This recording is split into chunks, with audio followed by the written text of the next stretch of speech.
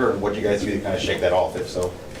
We did start off a little slower than usual, but we knew to trust our instincts and trust our play, and we just played our game. Dan, where do you think you guys stand as you get ready for a league play, about how you guys are playing, what you're doing well, maybe what you need to get better at? You know, there's always things to work on. The main thing this game was to take care of the ball. I thought we did pretty well with that. And rebounding, I thought we also did pretty well with that, but there's always things to work on. So we're just going to watch film, see the game, and see what we got to work on and improve on. Big picture, what's maybe the biggest difference between this team now than when you started the season in Paris? We just keep getting better every day.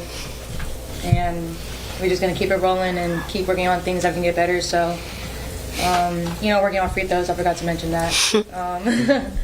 We can do a better job making free throws and just locking in on those. And those are definitely going to help us in the long run. So we got to knock them down. Thank you, Pam. Thank you. ECU does a good job at creating turnovers. How'd you guys kind of handle that and navigate that? I mean, we made a concerted effort to take care of the basketball. I mean, we probably didn't produce any more points because we missed a lot of free throws and we missed a lot of layups.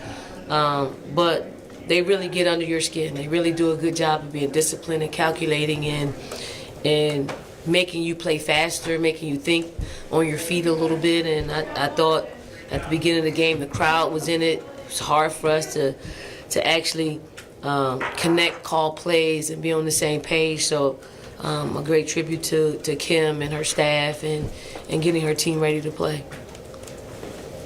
Kind of the same thing as Pal, but kind of big picture, you're heading into league play Thursday. Where is this team in your mind from where you started the season versus now? And I guess kind of what's next for this team's progression? Well, the novelty has worn off on this team, and knowing that we could play, we're connected on both sides of the basketball. For us, it's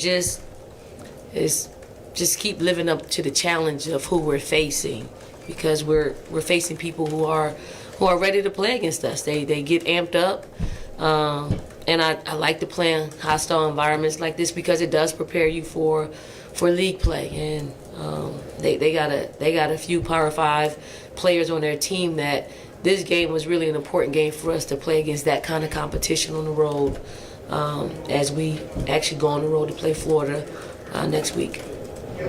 Dawn, with free throws, how do you sort of address that? Because some of it is always technical or technique, but I guess some of it's mental, and I don't know if you want to make a bigger deal of it and worse, get in their heads. Like, how do you manage that? Yeah, I mean, I think it's mental.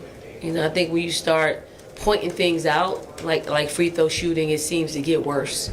But we started this week trying to implement them in our drills and in our practices, just putting them in pressure free throw type situations, not necessarily like game winning free throws, but more like when they're a little bit winded, so stopping the drill in the middle of it, hit the free throw. We weren't good in those drills, so it was a direct reflection of today. So we got to continue to get better without throwing them off a cliff, with trying to just beat him over the head with it, because it's a fine line, it's a fine line. So hopefully we'll get better at it.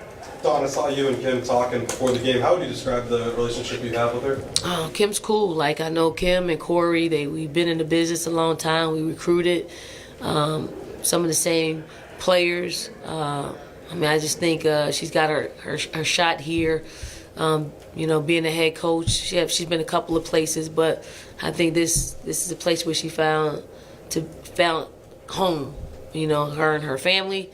I think she's just great.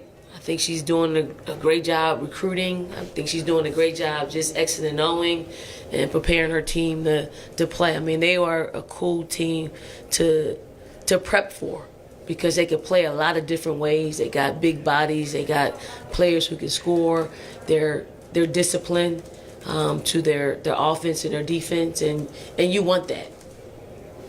Coach, everybody on social media was talking about your shirt. Could you just describe your apparel? My shirt? Somebody sent this to me, and I thought it was pretty cool, because a lot of times people think that people aren't watching. Women's basketball and women's sports are at an all-time high, and it's in high demand. I mean, ESPN decided to come here. They could have picked any location, but they decided to come here to ECU. It's not a place that probably is not on TV a whole lot, especially not on the national network, but somebody, the higher ups, the decision makers decided that this would be a great game. Got a great atmosphere. It looks like it was every bit as sold out. And I don't know what the ratings are, but it's a lot of great women's basketball games on today. So kudos to ESPN for doing that. Kudos for, I think this is Sue Bird's company, Together. Cool t-shirt, nice thick quality. They sent a hoodie along with it. I might wear the hoodie on the sideline too. So just to let people know, because there are a lot of people out there that don't think that we got the numbers behind our sports when it comes to women. You've talked a lot this year about trying to grow man-to-man defense for this team. You held 1,000 points scored and 2 for 16 shooting today. What went well there today, and what about that can be taken to league play?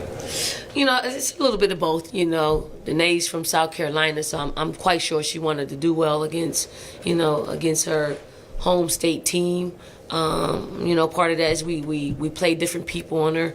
Some had some length, some had some just played underneath her, and I just thought we made it tough for her to get any clean looks. And it wasn't because it was Danae, it was because she's their leading scorer, and we know that we needed to cut her production in half, or else they could have made the game interesting. Any last questions? Thank you, Coach. Thank you.